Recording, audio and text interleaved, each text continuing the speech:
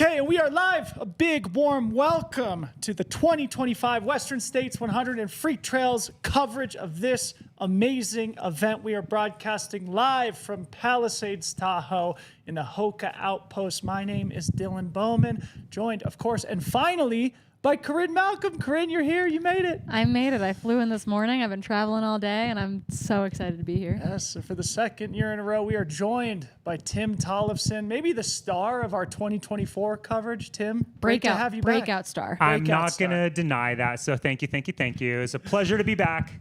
Yes, and we're so happy to have you. And we are here, like I said, in the Hoka Outpost, which is the very back room of the coffee bar here in Palisades, Tahoe, the coolest coffee bar ever. You got to come say what's up to the good people here at Coffee Bar. Poke your head back into our studio at some point this week. Chances are you'll get to meet one of us as we are continuously talking about the Western States 100 for basically the next 6 days. But these are holidays for us here. This is sacred moments for trail running fans. The Western States 100 is here, and we can't wait to talk all about it. Before we do, a few opening remarks here. A big thank you to the team behind the scenes, Mr. Ryan Thrower on the ones and twos in the back corner. Ryan, good to see you, buddy. A Western States finisher in 2024. Good to have you back. Thanks for all your hard work. Also, Harmony Bowman here, the glue that holds the team together, the person who has organized every single thing that we ever do. Thank you to Harmony. And finally, also arriving way in the wee hours of the morning, Freetrail's Advanced Analytics Department, Mr. Travis Longcar, the king of trail technology, also in studio. A big thank you to the team behind the scenes. Make sure you smash that subscribe button if you're watching us on YouTube. We would really appreciate it. We're going to be going live at 3:30 p.m. every single day. We're starting our coverage today with the top 10 storylines of the 2025 Western States 100. We'll launch into that in just a little bit.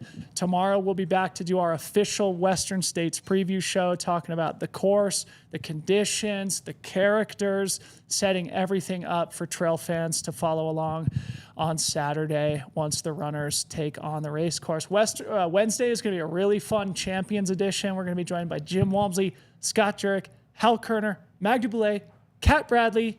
You may have heard of some of these amazing champions. Off the top of my head, how many wins is that? 7 plus 4 plus 2 is 13. That's a lot of public math. That's 15 wins in the champion show on Wednesday. And then Thursday, we'll conclude our coverage with just final thoughts and predictions. You're not going to want to miss it. Also on Thursday is the Hoka Shakeout Run. If you're here in Palisades, Tahoe, we'll meet here at Coffee Bar at 7:30 in the morning. Last year, there was like 400 people at the Hoka Shakeout Run. You're not going to want to miss that. And Thursday evening, also, the Hoka Chalk Wagon Beer Mile event, which was maybe the funnest part of Western States 2024. That's going to be happening after our final broadcast Thursday at 5 p.m. Last thing, go get your fantasy picks in. Top 10. It's one of only a few races where we go 10 deep for men and women. Fantasy.freetrail.com. We've got huge prize packages on the line from our good friends at Hoka. Go check that out. Okay. The top 10 storylines, Corrine and Tim, we are going to start with number 10, that being important anniversaries. I just wrote a long newsletter about this. I'm a fan of sporting history, and at 2025, we're celebrating 4 significant anniversaries at the 2025 Western States. Let's start with the 10-year anniversary of Gunhild Swanson. Corrine, share a little bit about it. I mean, I think that was a golden hour special no matter what. Right? It is an amazing experience. If you have not experienced Golden Hour and you are out in the general, I wouldn't say California area on Sunday, you want to be at the track for that. And Gunhild Swanson, one of the oldest finishers, she down to the wire. I think everyone was on their feet. Everyone was running the inside of the track, like the wave of momentum to get here through the final 300 meters was next level, and she got it done. And that doesn't always happen. You're not always on the right side of that 30-hour cutoff, but it's moments like that where we celebrate the winners of these races, but honestly, the people that are fighting to get it done in the final minutes of the 30-hour cutoff. The final seconds in her case. 6 seconds to spare. Oh. And we've seen athletes on either side of that, right, who have just missed it last year. We had that devastation last year on the track, just missing it with Will Barkin. And so It's really cool when it works out perfectly. I'm always hopeful that we do not have a dramatic finish at the end because it's like such an emotional roller coaster. But that was a really positive one, and it was a huge deal. One of the greatest. And it moments highlighted ever. the small margins because she came back 2 consecutive years and unfortunately ended up on the wrong side of the 30-hour cutoff. Like it just highlights how difficult that is, and it's razor thin. But 6 seconds, unbelievable, and she still is the oldest female finisher of this race at 70 years old. And it's been 10 years. So, and we're going to talk more about some of the, advanced age characters in the race a little bit later in today's show. But Gunhild Swanson finish from 2015. You got to look it up on YouTube or Facebook. You can just Google the Golden Minute, finished with 6 seconds to spare. The energy at Placer High School was electric. There was not a dry eye in sight. You had the champions from the race, from the race running it in. 10 years since Magda won the race as well. She'll be in studio with us later this week. You had everyone there willing her to make it across that finish line. The last point I was going to make on this was Rob Krar, the champion of the 2015 race. Rob Krar, the embodiment of stoicism. You never see this guy really emotional, and he was jogging alongside Gunhild 15 hours after he won the race in a pair of flip-flops, shouting in her ear, got her to the track, and she made it to the finish line with 6 seconds to spare. One of the great moments in Western States history 10 years ago this weekend. 15 years ago, guys, was the Unbreakable year. Maybe Tim share a little bit about the 2010 race, the Jeff Rose comeback, and what it meant to the sport in general. That is one that I think that's one of those kind of like, I don't know, pivotal moments of our sport where people also will reference that as their entry into our sport. They're like, oh yeah, I've seen the Unbreakable film, and that's kind of their gateway. But in that year, 2010, you had 4 champions basically that were undefeated almost at this 100-mile distance coming together, clashing at the most important 100-miler in the world.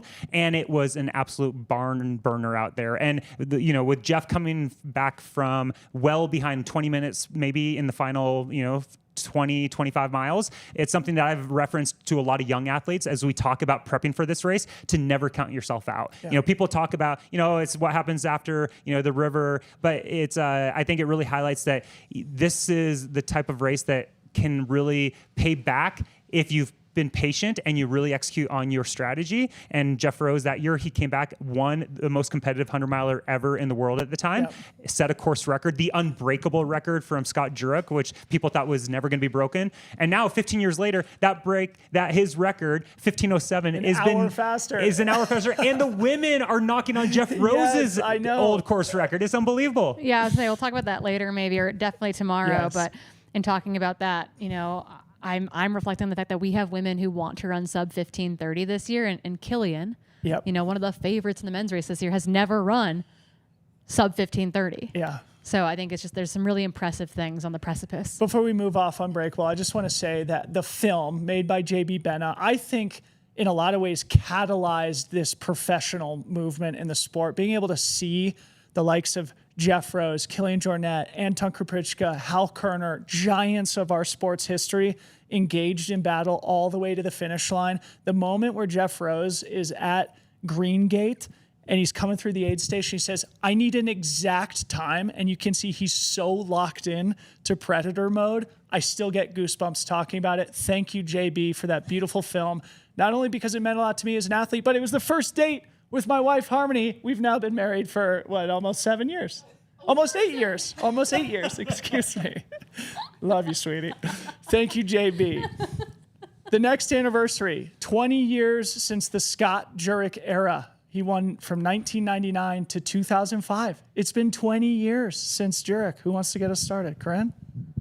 I mean, I think when akin to what you mentioned about Unbreakable, the things that got you into the sport, I think that's emblematic of Scott's rise in the sport, right? Like my intro to the sport was hearing about Scott Jurich, was hearing about it from people like my good friend Nikki Kimball. And so it's like, these are the historic figures in our sport who maybe were well ahead of their time in a lot of ways, and what they did in that time before super shoes, before, the ability to have, hydrocarbs and, all this kind of more like fancy technology. I think it's really, really impressive to reflect on what they accomplished at the highest end, the pinnacle of the sport in that era of ultra racing. And it's really neat. And it may have been kind of the end of seeing an athlete dedicate their entire career to just one race, where he was so dominant in this. And what was it, seven in a row. Like, Jim is the most recent example of this, but he didn't have 7 in a row. And unfortunately, we'll talk about him later, but it just is a testament to like that. I don't think we're ever going to see that repeated. Never. Like, that's the last time in Western States history we're going to have an athlete go 7 in a row. Yeah. I'd love to be proved wrong, but it's not going to happen. I think Ann Trason got like 13 in a row too. So obviously both iconic Hall of Fame worthy historical trail runners. But I was just going to finish this by also, Corrine will remember, but last year, one of the most exciting men's races in Western States history, Rod Farvard going against Jim Walmsley. It was Hal Kerner and Scott Jurich together at Scott's aid station on Quarry Road, texting us the critical updates about Jim finally getting the separation on Rod in last year's race. So I just want to say, Scott, thank you for what you've done for the sport. And it's so cool to have him still here with Hal, who's also a 2-time champion, good buddies from, the generations past, out there volunteering for the runners all afternoon into the evening and texting updates to us for the live broadcast. I love it. So good.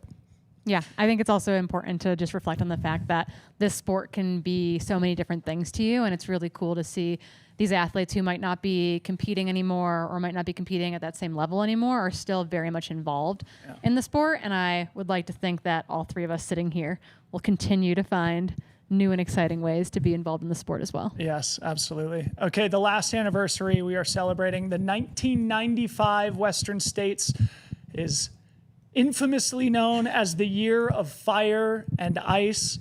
I'll take this one and tee you guys up on it because, as somebody who loves this kind of stuff, sporting history, Western States history, who's kind of read the year-by-year summary on Western States website, who's read John Trent's book, 1995 is one of those years that the old-timers really remember, but I think the new school has no idea what was happening at Western States. It was the pre-Scott Jurich era.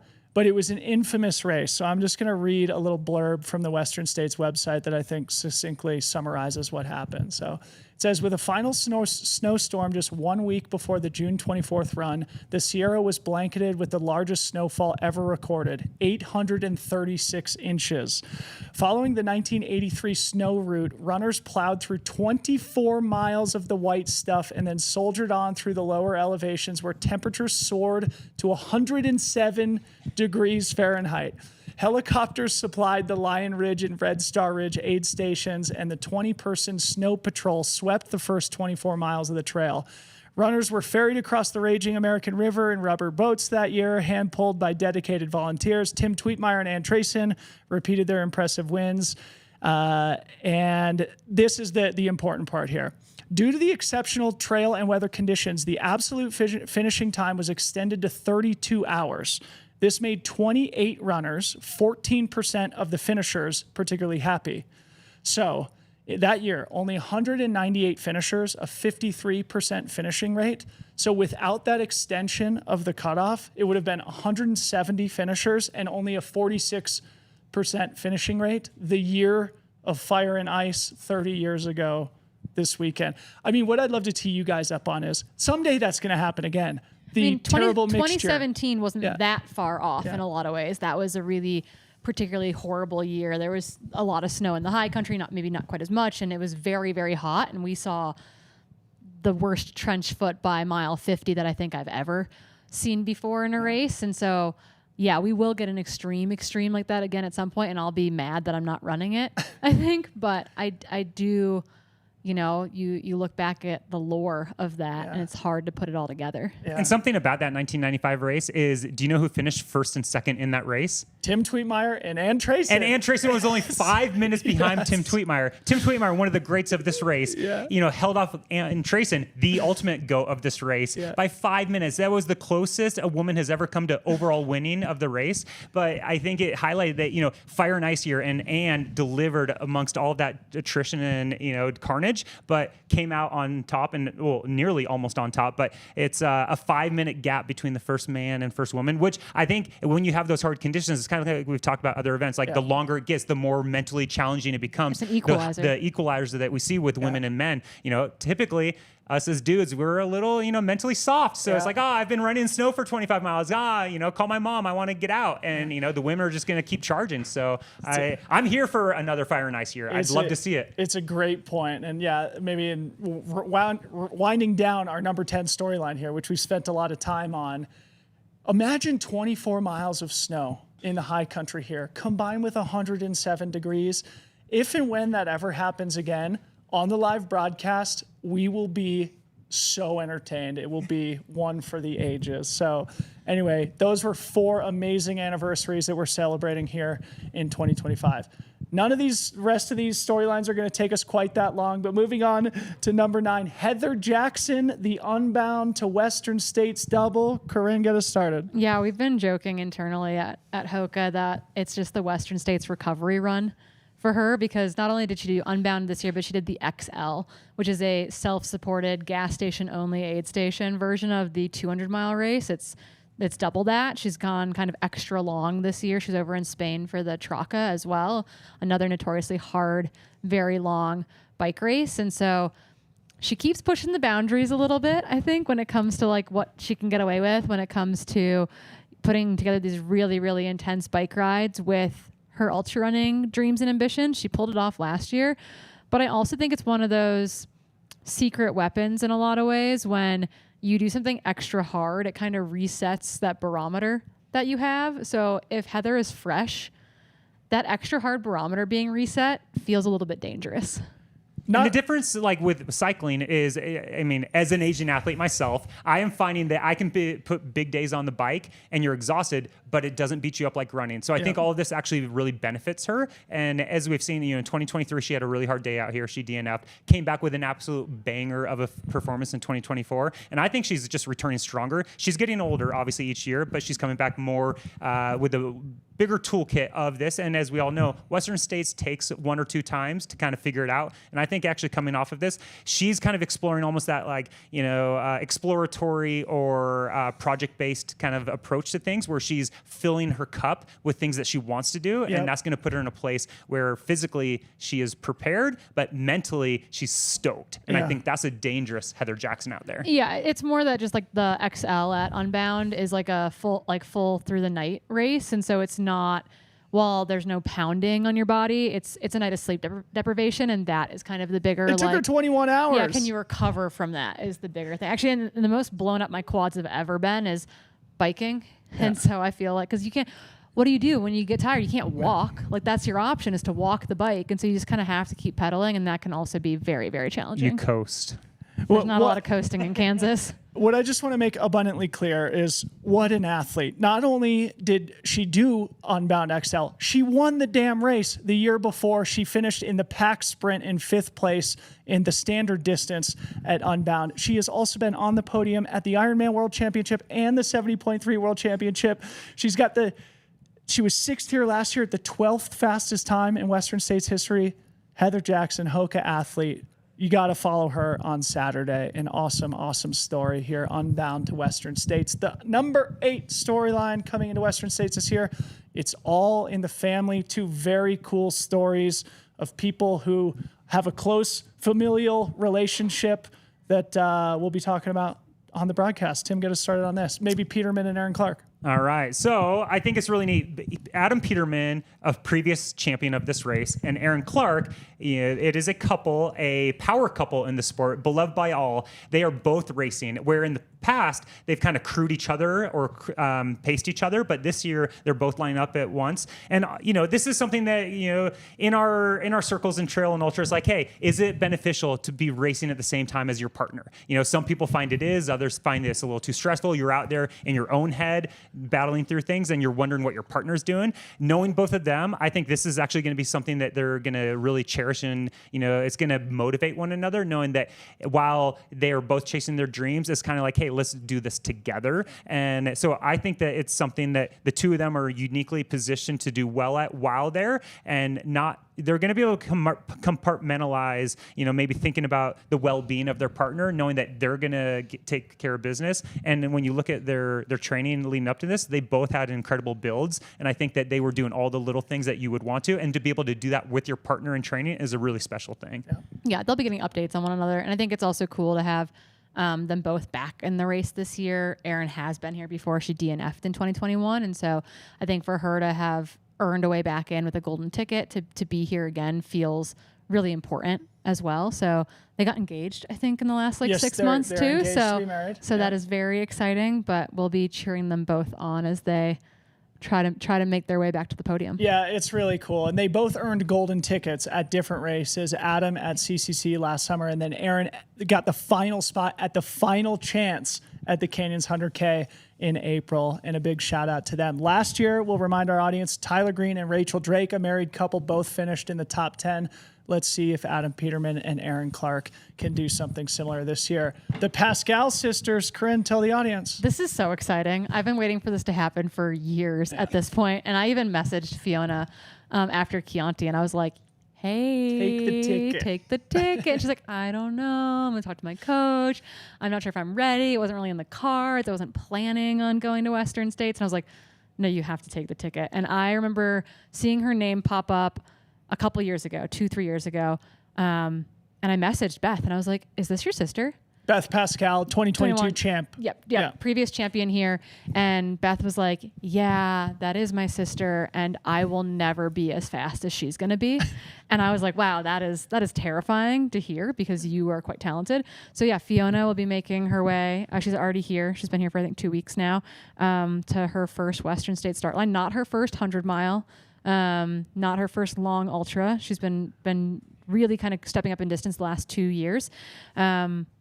My question is Beth here to crew her? She's not. We tried to see if we could get the dynamic champion duo. Show. Yeah. Oh my goodness. I know Beth now has a young child. Yeah, that was the reason why.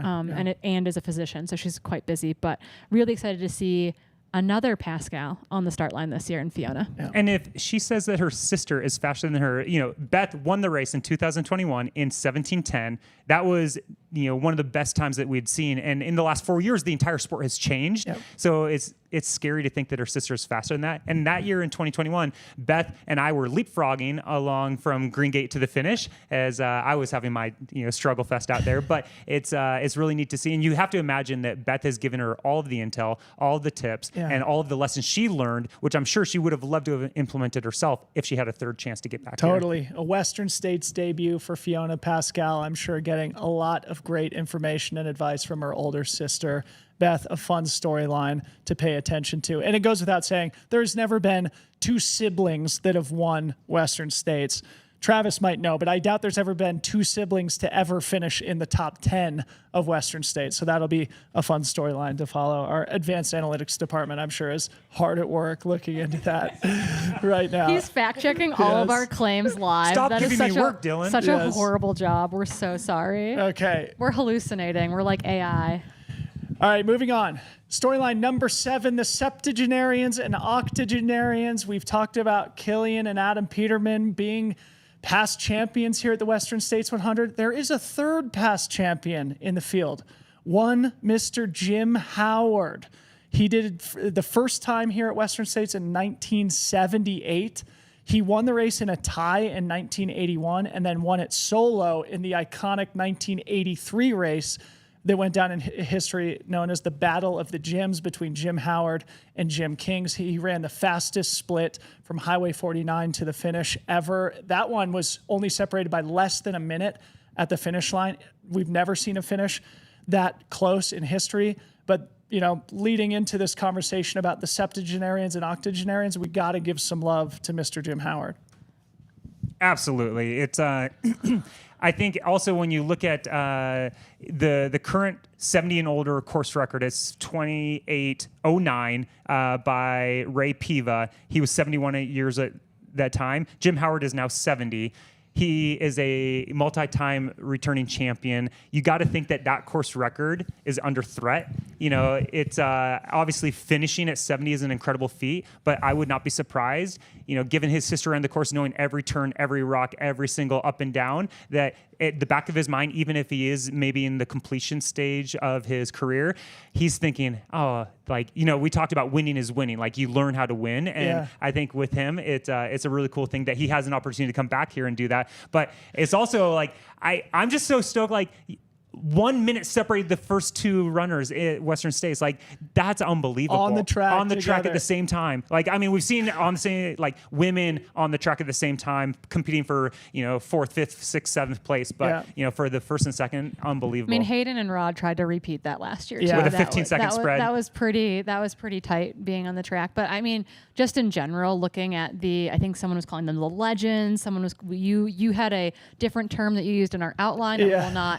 Will not say here, but there are 18 athletes over the age of 60. There are six men over the age of 70, including one athlete that is 80 years old, which would make him, if Nick Bassett finishes, he'll be the oldest finisher ever, I believe. And then there's 3 women over the age of 60 in the race this year, including Diane Grimes, who will be running her first 100 mile at the age of 65. She was a Trail Sisters Hoka Outreach athlete this year. I had a really great phone call with her the other day because I was like, let's talk through what's going to happen on race day and what info do you need. And she's got an amazing crew coming out here with her, but her husband can't join her this year because he cannot travel for the race because he has prostate cancer. And so he's home, and Diane will be here trying to get her first ever 100-mile race done at the age of 65. And I think that is so cool. And I just think about what would you be doing at 65 for the first time? Yeah, it's amazing. Running 100 miles is a pretty cool celebration of that. And so, again, 6 men over the age of 70, 18 athletes over the age of 60. I think that this sport is incredible, and what the front runners are going to do is going to be phenomenal. But I'm really, really fired up about those 18 athletes that are over the age of 60. Okay, so a couple closing comments from me on storyline number 7, coming back to Jim Howard. He was in the race 2 years ago. We'll remember he finished after the 30-hour cutoff. I think it was close to a whole hour after the 30-hour cutoff. So he has got two new knee replacements since then. So he's working with new equipment. So we hope, Jim, that makes you a little bit faster. And also, just want to tell a fun story. After the broadcast last year, I went out to pace my boy Ryan Thrower the last 5 miles from Pointed Rocks to the track. And we crest Roby Point, absolutely dominating. And who's up there at Roby Point? None other than Jim Howard. And I got to introduce my boy Ryan Thrower to the 1983 champ, Jim Howard, at Roby Point last year. A very special moment. And also, he finished the Canyons 100K in 16:42, a pretty solid 100K time for Mr. Jim Howard. You mentioned Nick Bassett hoping to become the first 80-plus-year-old runner. If you see Nick, he looks amazing. He looks 60, maybe. So fun stuff about Nick. I got a couple stats. If you look him up on Ultra Signup, there are 170 results for Nick Bassett. He has 14 finishes. At Western States. At Western States. Thank you. So he's going for number 15.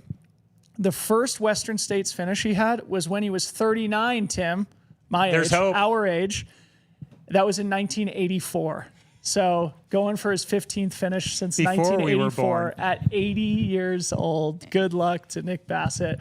And last word for me is also Michelle Pletty, who's the one of the founders of UTMB, is one of our septuagenarians taking the start line on Saturday. And one of the neat things about all of this is it highlights the importance of every single runner at Western States. From the cutoff chasers to the course record breakers, each one is a hero. And I love that they're previewed in our thing. And out there, the volunteers and the fans are all going to support them equally. And I think that's very unique about this race. Totally. And a really, really fun and unique storyline this year. All right, moving on. Storyline number 6, the weather. It's always a storyline here at Western States. This year, kind of the story is a copy-paste of last year. Corrine, get us started. Yeah, I think there were some question marks last week of ooh, it's looking cool. Famous last words, had a snowstorm in Tahoe over the weekend.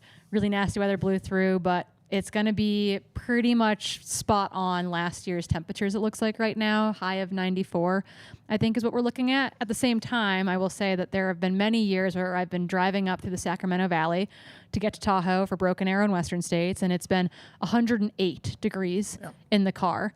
I drove up this morning, 82 degrees. Wow. And it was midday, that's at noon. So I do think that we're looking at very similar temps right now to last year, which I think is good for most people. The course is in great condition, maybe wet in the high country, but otherwise should be really nice. I think the big thing is that maybe the canyons aren't going to have quite as much of that preheating as they can get in historically hot years. Part of the heat comes from it being quite warm on course for several weeks leading into the race. And if you've been out there in the canyons, you know that they hold on to heat and you can feel it radiating out of the ground at you. And so I wonder if that will make some of those sections maybe feel not quite as oppressive as they have in years past, but pretty spot on to last year. Yeah. And I think that the one thing that could make, a 94, 95 degree day feel like 100 is the fact that after the mosquito fighter, there is more exposure along some of these critical portions of the course. But a pro tip, anyone that's in the field, stop checking the weather. It's guaranteed. It is fact that every time you hit refresh, it goes up 1/10 of a degree. So by the time, if you keep checking this every day in your crew, by the time we get to the race on Saturday, it's probably going to be 120. Does so that go count ahead and just if stop. we press refresh? Because I'm right here doing it right now. Rod, my boy Rod is ready. He's heat trained. No, but here's the thing as well, is that even on cool years, it's still hot. Yep. 104 is really hot, but 85 when you've been running for 60 miles and there's no shade because the mosquito fire burnt down all the trees, it's still really hot. You and I were both out on course during training camp weekend. It was a warm weekend out there. I had not been on the Robinson Flat to Michigan Bluff Forest Hill section since before the mosquito fire. Yeah. And I was blown away by how exposed that section is now.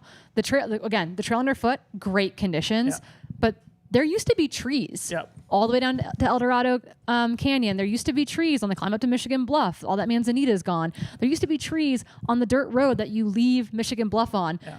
There's not a lick of a single tree out there now. And so while the air temp might waffle a bit, the sun exposure through those entire sections is going to be substantial, starting relatively early for people. Yeah, okay. So let's remember to come back and talk about that tomorrow, because I have, I think, a very important take on what the mosquito fire has done to the Western States 100 course, but we'll come back and talk about that. I was texting with Liam Tryon earlier today. He keeps track of a lot of these historical weather averages, and he says, I think the mean temp in Auburn over the years has been about 90. Right now, last year was 94 degree high in Auburn, 63 degree low.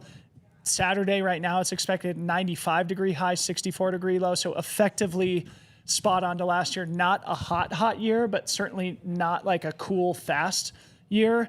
So the ice will definitely be ripping. And it leads me to a great transition to our next storyline. Last year, we'll remember, the winning times were 14:13 and 15:45, which are 4 minutes and 15 minutes respectively below the course record times. So nearly course record races last year in 94 degree weather. We're looking at the same temperature this year. So that leads me to our number 5 storyline. But before we get to it, a big thank you to our good friends at Hoka. Make sure you go try out that Mafate X, the hottest new trail running shoe. I actually was doing hill strides this morning, guys. Not to brag, wearing the Mafate X. Got that carbon plate in, the super foam. His 39-year-old dad was starting to feel like his old self. Really nice shoe, Corrine. I'm sure you run in it a lot. Yeah, it's a fun shoe to have in my quiver of shoes. But I love this roller coaster of emotions that we get from you. I feel like the last time we talked, you're like, I'm done. I'm retired. There's not a good athletic bone left in my body. And today, feeling like your old self. All because of the Mafate X, carbon plates, dual density, super foams, the Vibram outsole with the pizza and taco emojis plastered on the bottom. How could you not feel like a fast guy? Check it out, Hoka.com, the Mafate X. A big thank you to Hoka for their great support of the Western States 100 and also of Freetrail's coverage. Coming back to the number 5 storyline where we left off, we are on course record watch. I'm going to tee this up for you, Tim, then you can get us started. The established course record for the men, 14:09, Mr. Jim Walmsley from 2019. 15:29, Courtney DeWalter, 2023, two of the greatest who've ever done it. Get us started on course record watch. I think that one of those is going to go down this weekend. I don't think both. I would love to see both, but I think one will go down. And I would love to see the women's record go down, but I actually think the men's record is going to be the one that falls. And, we look at these temperatures, as you said. Last year, 94-degree high. Katie ran 15:46.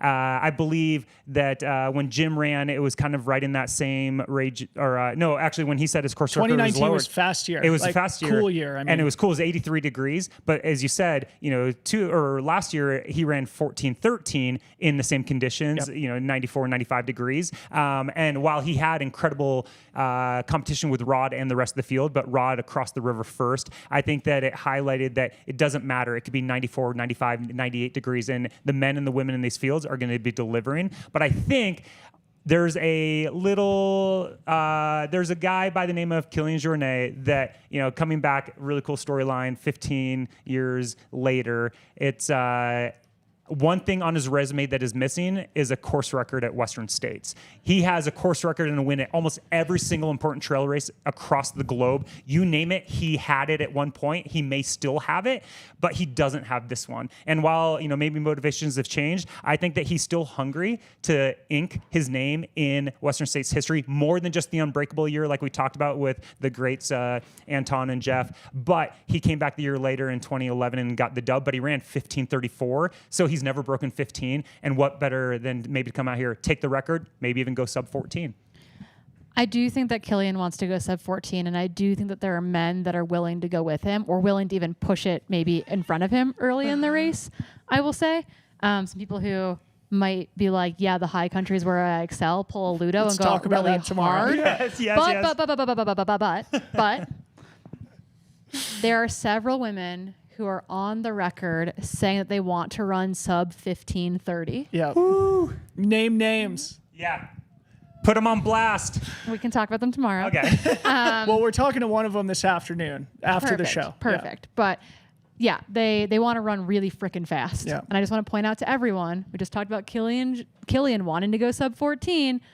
Killian's never gone faster than 15:34, and we've got several women who are planning to shoot for sub 15:30. So I just think that is really, really cool. And while we are missing the Mount Rushmore of women in the race this year, I think that we're going to have a first-time champion, obviously, in the women's field. And I think that Courtney's record, given the current conditions and setup, is under threat because there is a bolus of women that I think are all right in that same ballpark, and that's what you need. You need those people to be pushing each other. And you're going to get it this year, I think. This is so fun. I can't wait to continue talking about this later in today's show. Don't give away too much. A couple of things for me before we move on.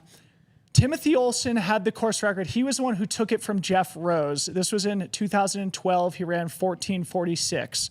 He held it for 6 years until Jim Walmsley finally broke it in 2018. He ran 14:30 in 2018. Then it was in 2019, as we said, where it was dropped to 14:09. So just the next year, it was lowered to the current course record, 14:09. I bring this up because that 6-year split between Tim Olson holding the record to Jim breaking it, this is the 6th year since Jim set that course record. We might see history repeat ourselves. And then also what I was going to say, as you've mentioned, there are multiple women who are kind of gunning for this 15:30 mark. Katie ran 15:45 last year, we'll remember. Fuzhou and Esther are both back. 2 Hoka athletes who are the second and third and fourth fastest. So Courtney, Katie, Fuzhou, Esther in that order for the top 4 fastest women ever. They ran 16:20 and 16:42 last year, hoping to improve on that. Course records, you're officially on notice. Storyline number 4, pre-race attrition. We had more breaking news here today. We'll get to that in just a second. There's been attrition in both races for different reasons. Also, Corrine, maybe you could just get us started on the pregnancy deferrals before we go into the less fortunate attrition. Yeah, so we had some women early on this year who are due in like a month and a half or so, who took themselves out of the race this year, and that being Leah Yingling and Rachel Drake. They both will get lifetime deferrals to the race. So they can come back when they're ready, when they want. Wishing them well through the end of their pregnancies. We will have Leah out on course with us as one of our infield correspondents, and then she'll be joining us on the track to help us during the interview hours for the top 10 men and top 10 women. Her and Skylar will be in studio to make sure that you and I don't mess up anything on the track this year. And then Rachel Drake, obviously, who debuted at Western States last year, had an amazing run, but is currently pregnant with her second child. And then a really cool story this year was MK Sullivan got a golden ticket. We deciding the youngest ever golden ticket winner, because it turns out she was very newly pregnant at Black Canyon.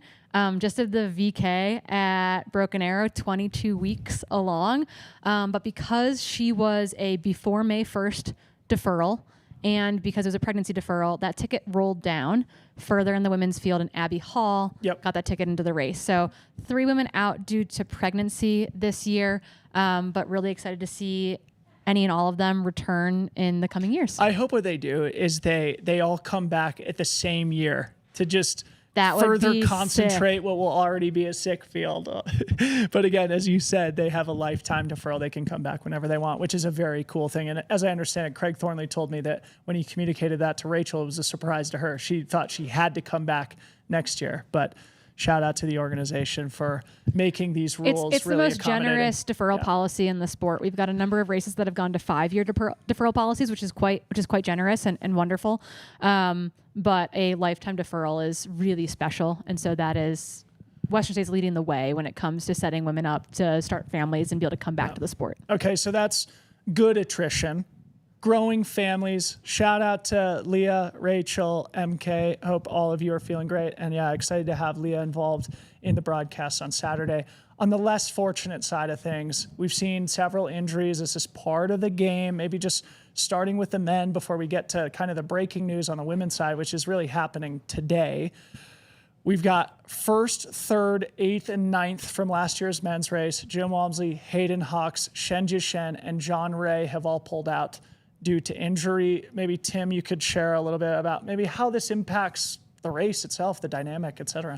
Absolutely. It's a total bummer to see that. We were billing the race as the most competitive, deepest race in Western States history, both for men and women. And while there's still strong cases to be made for those, losing some of these top contenders is a big hit. But I think it also highlights where we are at as a sport. We're talking about breaking course records of 14:09 at Western States, of 15:29 for women. It's unbelievable. But men and women, to take on that challenge, they have to push themselves. And sometimes you get a little too close to the sun and you burn yourself. And so I think there's probably a combination of people are really pouring themselves even more so into the training and into the build. And you run that risk of, if I want to do something great, I have to be willing to actually not even make it to the race. Yeah. And the thankful thing is that we have such a deep field, as we'll really preview tomorrow with the men and the women, that even you pull out all the names you just had and you still could pick 4 or 5 men, and as Corrine just said, 3 or 4 women that still are going to go after the course records, which is really cool. Yeah, very, very cool. Anything you want to add on the men from the top 10 who pulled out? Because the other names that have pulled out since are Hua Zhang, one of the Chinese athletes, who got a ticket at CCC. Yes, and then Will Murray just this week. That was such Canyon. a bummer. Yeah, so I bumped into him because Craig let me know that he was pulling out, or no, Travis let me know that he was pulling out, and I texted him or I emailed him because I became a big fan of Will Murray at Black Canyon. The New Jersey kid came out of nowhere, was swinging against Eli Hemming and Seth Ruling running in the front of that race, finished second place, second fastest time ever.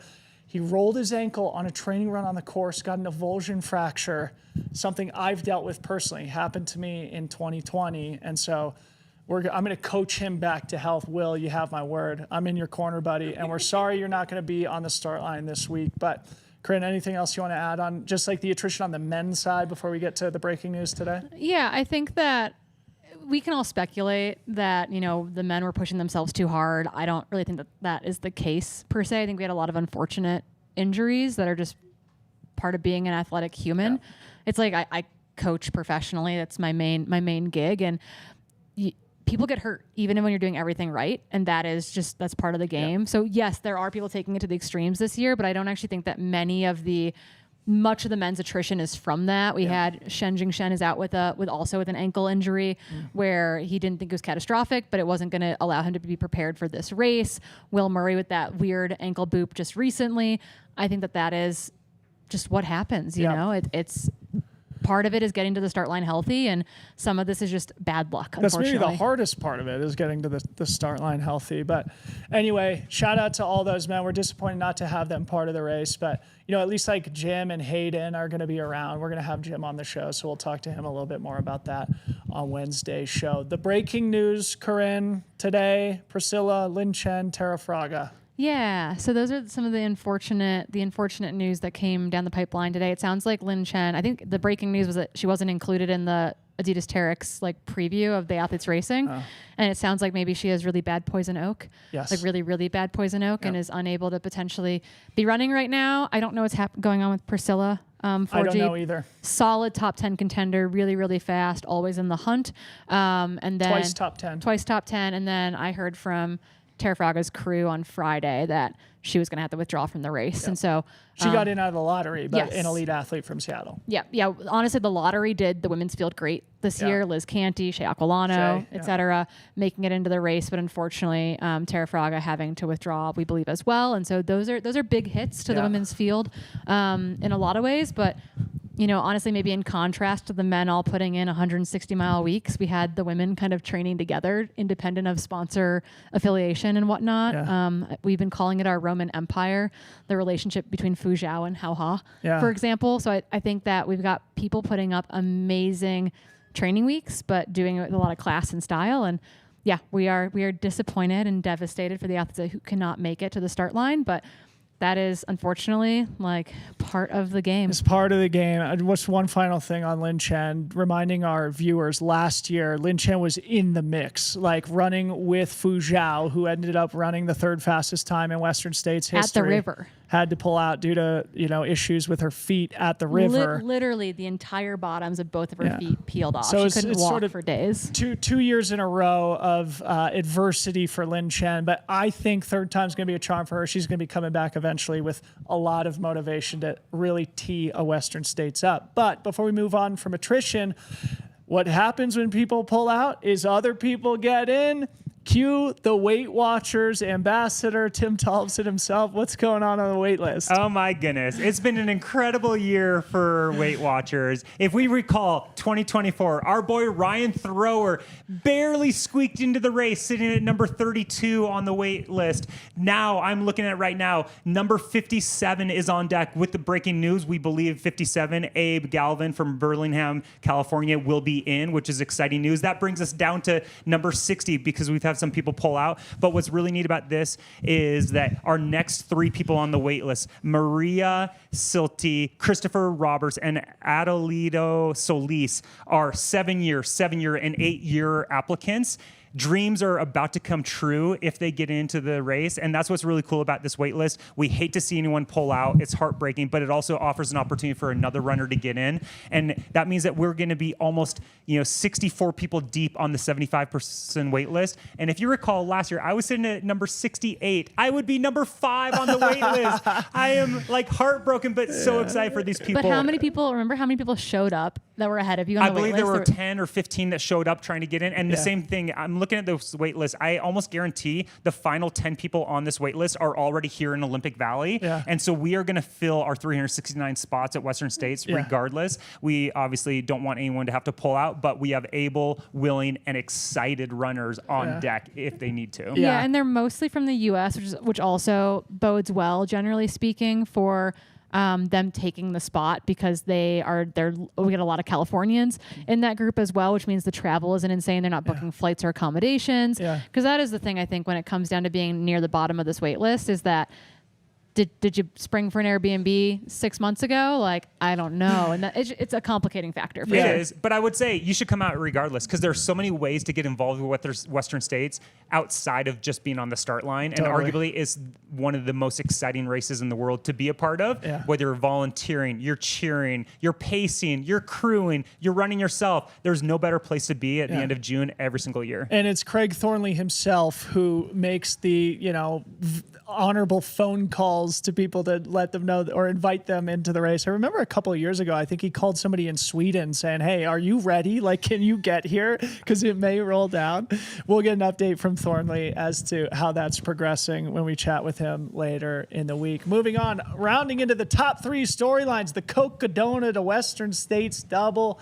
Dan Green, the Cocodona champ, and Harry Subertas, last year's Cocodona champs, step into the start line this year. Both got in very different ways. Harry in the lottery, similar to on the women's side. Harry got in the lottery, but Dan, a very interesting way to get in. Yeah, well, he also just missed a golden ticket at Javelina in the fall. And so, knocking on the door of getting in, doesn't get in, is signed up for Cocodona. He's pretty high on the wait list all of a sudden this winter. I think I messaged him and I was like, yo, so maybe you should run Mammoth instead because you got this race called Western States in June. Runs Cocodona, wins it in phenomenal fashion. He's now been nicknamed the Silver Bullet, it appears. Couldn't happen. For drinking Coors Lights. Couldn't happen to a nicer guy. We decided he's way too clean cut for these 200-mile races. Yeah. But yeah, he'll be here making that Cocodona double. And also that kind of, he adds to our group of long trail athletes when you count people like Tara Dower and Joe Stringbean McConaughey in the race as well, who are kind of those multi-day long trail folks. And think about it, Dan Green. He not only won Cocodona, he broke 13 at Javelina. That's an incredible time. But it's interesting. You know who he replaced from the wait list? Mr. Jim Walmsley. Ever heard of him? Yeah, it's but it's I don't know. It's like the universe is saying, hey, unfortunately, the goat of our race cannot be there. One of the goats of our race, the course record holder. But we're going to give you Dan Green in replacement, which I think is a very formidable challenger for that position. Yeah, he volunteered as tribute. It's I keep calling it kismet, right? Yeah. It's this kind of like it was meant to be type of thing. So and we talked about this in a recent podcast, but evidently Jim and Dan had a really nice exchange when Jim officially pulled out and Dan took a spot. Kelly Newland informed us of that, and we're going to be excited to chat with Dan here on the show on Thursday. We're going to be doing a pre-race interview with him. I've never even really gotten to interact with him. We're really excited for that. The last thing I wanted to say on them, Dan Green, Harry Subertas from West Virginia and Alaska, respectively. I just love that, as the elite competitive, fields are usually concentrated in Boulder and Flagstaff and, the peppered around the West. Having West Virginia and Alaska in the field is a fun thing. And yeah, the long trail athletes, Tara Stringbean, Dan Green, and Harry, a really fun storyline. Top 2 now, the number 2 storyline, the wide open women's race. I'm going to get us started on this. Ryan, get prepared with that graphic if you don't mind. You don't need to pull it up quite yet. I'll cue you for it. But if we think of the best 3 female athletes of the last 15 years, I'm saying Courtney Dauwalter, Katie Scheid, and Ruth Croft. All 3 champions here. Ruth has also finished second place here. I went back and looked. When was the last time we had no Courtney, Katie, or Ruth on the start line? It's been since 2017. That being said, and we're going to preview the whole women's field tomorrow, but we wouldn't be surprised if any of them won. But it's a wide open race. It's still incredibly deep, and we will be crowning a new champion for the first time. Corrine. Yeah, I mean, I think people looked at this race this year and they were like, meh, like we don't have one of our big ticket gals in the race in a lot of ways, but there are people that are looking to throw down, who have been throwing down all year, who have amazing race pedigrees in a lot of ways, who have run the 3rd and 4th fastest time ever. And I think that generally speaking, if we look at the competitive density of the women in this field, that is incredibly exciting. Yeah. I think that I think we're going to see some pack running in this field. I think we're going to see some incredibly fast times. And I know that we've got some stats to back up that gut reaction that I had when I saw the women's start list. Tim, you want to say? I mean, to that point, like we had Marianne Hogan, Emily Hogg, Keely Henninger, all these women throwing down at Canyon's 100K. It was an incredible race, separated by just minutes, and they are all going to be here. Yep. I just think that not having those, it also opens up that opportunity for these challengers to cement their name. And you had said earlier, Corrine, like, if we don't have that Mount Rushmore of women, we are about to have a few that might stamp their name in, demand that you chisel my face on the like next generation of Mount Rushmores. And that's a really cool thing and an opportunity for them to seize this chance that would have been overshadowed if the goats had been here. Yep. Yeah, and I think there's something to be said as well, and this is maybe my soapbox a little bit, is that we've gotten a lot better at it as a sport, but historically the stories that have been championed for a long, long time, and therefore the investment from companies for a long, long time has been into the male athletes in the sport. What happens then is that you have these stories elevated time after time after time. Because when I look at someone like Hayden, amazing champion, Rod, elevated champion last year, if I look at results, right, Esther and Fu Zhao are probably on the same tier. Yeah.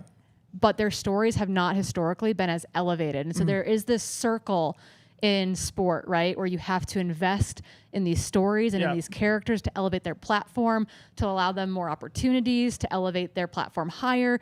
And so I think that it was really easy to look at the men's field and be like, holy cow, like champion.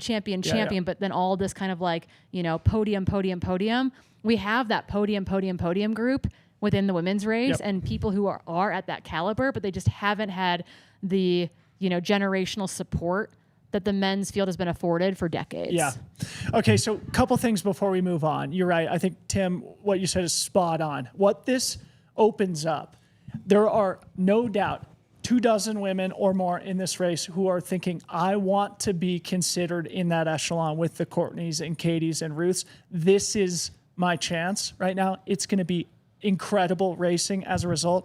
Ryan's going to pull up a graphic here, courtesy of Freetrail's Advanced Analytics Department, aka Travis Longcar, who's in studio here. This is what we're calling the Ridge 25. This is the median UTMB index for the top 25 female runners in the race.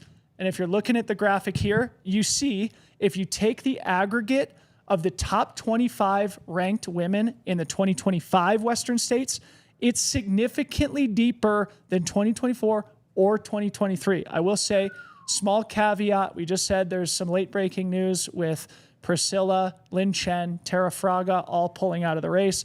That is not reflected yet in this data, but suffice it to say, this is one of the deepest women's fields in Western States history without the giants that we keep mentioning, Courtney, Katie, and Ruth. There's so much to be excited about in this women's race, including our returning second and third place finishers, who are the third and fourth fastest women ever, Esther and Fu Zhao. And actually, we're talking to Esther this evening as well. Looking forward to that interview. Which leads us elegantly to the number one storyline of the 2025 Western States. How could it be anything else but the return of the GOAT, Killian Jarnett, 14 years after he won the race, 15 years after his debut, coming in as one of, if not the favorites. Tim, get us started on Killian. Piggybacking from what I said earlier, you think of Killian and the immediate first thought is, what hasn't he done? What hasn't he accomplished? And it basically is a very, very small list, because he has literally done everything that anyone in this sport dreams of. If any of us had one of his accolades, we could retire happy. And he just has continued to show up year after year for a couple, basically 2 decades. I believe his first UTMB win was back in 2008 or 2009. But I think there is something that still, he's driven by curiosity. He likes to challenge, push his limits, and something like this, returning to, one of his early races that he kind of started to cement his name. And definitely in North America, this was the first time a lot of our audience would have been exposed to the Killian Jarnett name. But he does not have the course record. He's never seriously had a chance at taking the course record. In that 2011 victory, he only beat Mike Wolf by 4 or 5 minutes. Another very close race, in the history of Western States. So I think for him coming out here and challenging himself, he's driven by that curiosity. You saw some of the content his team has churned out about the extremes, not extremes, but he is like overturning every stone he can. He is putting in the work. And as he admitted back in 2010, 2011, when he was in his little white booty shorts, carrying a water bottle, going for stretches of the canyons without any water, just drinking from streams, a lot has changed. His appreciation and respect for this event has changed. And I think we obviously, even though we're seeing a 37-year-old Killian show up, we are seeing a 37-year-old Killian with another 15 years of experience. Like, this going to be starting. And as I said earlier, he is a guy that I'm sure he has 1359, written in lipstick on his bathroom on his mirror. So every morning he sees that, and that's probably what's driving him to come back out here. Yeah. Yeah, I don't know if you've watched, I'm sure you have, the video that he put Yep. out on his training, reflecting on him being a different athlete than he was 15 years ago. I think the other piece about Killian is that I think that he historically also really likes the course record stuff, but also like he really races with people in a lot of ways. I very rarely have seen him time trial something. He seems to be really engaged in the race at hand. And so I think you see Killian potentially make a course record attempt this year because there are also some other men who I think can and do want to push the pace in that way. And so I wouldn't be surprised to see him match and mirror those athletes, particularly in the first half of the race. Yeah. We're recording a live pod with Killian at TrailCon on Wednesday. And one of the things I'm excited to chat with him about, if you've ever visited his website, like he's obviously known as such a great athlete. He's actually like an incredibly brilliant person too. Like the way he catalogs his training, the way he devours training science, like he puts so much care and thought into his training also. And when you combine that with the God-given talent, of course, you get what we've gotten from him for the last 17 years or so. And thank goodness, Killian has single-handedly made trail running culturally relevant outside of our small little bubble. It's so awesome to have him back here at Western States. He got his golden ticket, of course, in that awesome battle at the Chianti where Jim won the race and Killian and Vincent Bouillard, the reigning UTMB champion, were basically attacking each other all the way to the end. Killian barely nipping Vincent by like 30 seconds or something like that. But for him to get that golden ticket, jump straight in a plane and go back home to his family and his pregnant wife, Emily, who has just given birth to their third child, you can't say much more. There are not enough superlatives to attach to the great Killian Jarnett. And it's just so fun that he's back here at Western States at the top of his game at 37, 14 years after winning the race. That's our number one storyline. I have a couple honorable mentions before we sign off. Okay, we can bang through these really quickly. Number one of my honorable mentions, Carrie Meng, the assistant race director. She came into the organization a couple of years ago, and she has made a huge impact. We're going to be talking to her and her boss, quote unquote, Craig Thornley, together later in the week about that. But I just wanted to give a shout out to Carrie Meng, the assistant race director of Western States, gets to run it herself this year. That's great. Also, Adam Popp, attempting to be the first above-the-knee amputee to finish. He will be paced by none other than Dave Mackey, a previous second-place finisher here. Actually, Dave finished second to Scott Jurich in one of Scott's 7 victories here. Dave himself now an amputee after an accident he had while running on Bear Mountain he's Boulder. attempted Western States wall as an amputee as well back Yep. in 2018 or 2019. So Adam Popp, we're definitely rooting for you to become the first above-the-knee amputee to ever finish Western States. And finally, the celebrities. Ben Gibbard got into the race. Death Weight Cab for Watchers. Cuties. Weight Watchers. And also Des Linden is going to be pacing String Bean McConaughey. So those were my honorable mentions that were worthy of a storyline, but we couldn't squeeze them into the top 10. Yeah, I mean, there are so many storylines to be following this weekend. I think that's really what it comes down to. I know that the broadcast, particularly the broadcast that you and I are involved in, is very front of the race heavy, front of the race focus. We're on through the top 10 men and women. But that's the beautiful thing about our sport, right, is that we are a participation sport. And so unlike maybe a major marathon where you only sort of see the elite race, and even at that, maybe only part of it, you'll get to, we have an overnight crew. We have a golden hour crew. We've got Gibbard coverage just for texted 30 me. hours. Gibbard's watching. What's up, Gibbs Tag? Good luck to you out there, buddy. Glad you got off the Follow wait us list. into the dark, Gib. Yes. Or we'll follow you, I think is what it is. Awesome. Great. Thank you for that, Corrine. Sorry to interrupt. All right. Closing comments from the panel. Do we have a Tim's Transcendent Truth to sign off with here today? I'm just getting warmed up. I'll have better ones, but it's a staple that I've been just really kind of sitting with a lot. And it's the adage, caring is cool.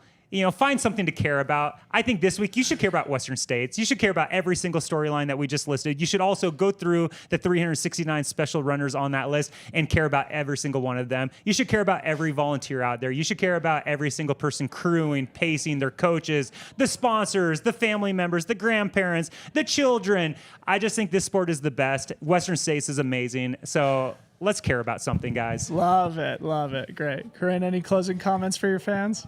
No, I'm just excited to be here. I know I was a little bit tardy not being here for Broken Arrow, but I'm back. I'm warmed up. I can complete sentences at this point, so I think we're in for a really good week. Yeah. Okay, great. Well, that was so fun, guys. Great to kick off Western States Week together. A reminder to our audience before we sign off, please do subscribe to that channel. We'd really appreciate it. We'll be back in studio here tomorrow at 3:30 with the official Freetrail preview show of Western States, where we're going to go deep on the course.